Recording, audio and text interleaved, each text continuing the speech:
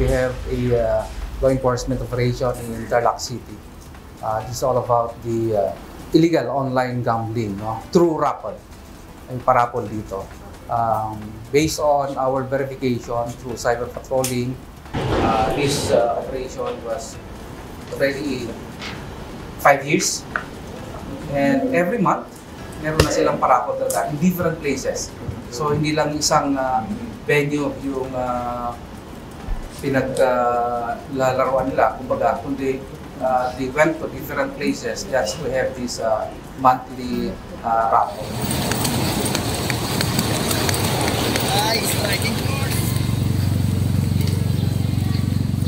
Sinalakay ng mga tauhan ng Philippine National Police Anti-Cybercrime Group ang event center na ito sa San Vicente, Tarlac noong linggo.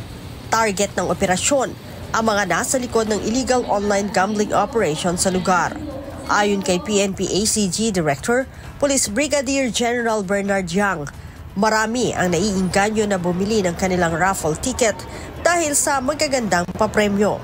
Sa halagang 20 pesos bawat ticket, may tsansa na raw na manalo ng sasakyan na worth 4.5 million pesos para sa first prize. 1 milyong piso naman na business package para naman sa second prize. 150 square meter na lupa na nagkakahalaga ng 1 milyong piso at wedding package na nagkakahalaga ng 500,000 piso at iba pang consolation prizes. Pero ang mga paprenyong ito, isa palang malaking scam. As alleged, wala talagang legitimate winners na na-identify tayo. No? Kasi kung ikaw na nanalo, for example, sa isang raffle, talagang kahit paano na-advertise mo dyan sa social media platforms. No? And then, as alleged, sabi ng mga ibang tumataya, yung mga nananalo belongs to the inner circle. Lumalabas sa inisyal na investigasyon na 5 taon nang nag-ooperate ang grupo sa iba't ibang bahagi ng bansa.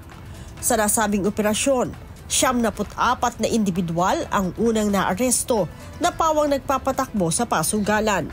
Ito ay yung mga financiers. We have arrested 3, 18 admin staff, 46 head distributors, 19 distributors, 11 agents. Yung mga bundles of hindi pa nailagay doon sa tambyolo na for raffle na tickets.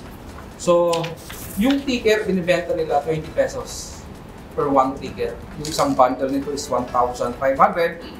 Pero ang nire-remit nila doon sa organizer is only 1,000.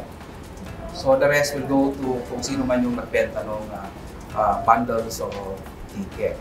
Nasampahan ng patong-patong na kaso ang mga naarestong suspect habang inihahanda na ng PNP ACG ang kaso na isasampa sa iba pang nakibahagi sa pasugalan.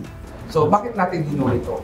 Dahil nung kami ay nagsagawa ng verification sa local government units, sa SEC, sa BIR, PAGCOR, DTI, wala po lahat silang any documents that could prove na legit yung ginagawa nila. So there was indeed a violation of law. Sinabi ni General Yang na nasa 1,000 betor ang kanilang sasampahan ng kaso ng paglabag sa illegal gambling kaugnay ng Cybercrime Prevention Act of 2012. Magsasagawa na rin aniya sila na mga crackdown sa mga illegal na nagpaparaffle online na wala namang nananalo. Leia Ilagan, UNTV, News and Rescue. Diyos ang aming sandigan, serbisyo publiko ang aming pinahahalagahan.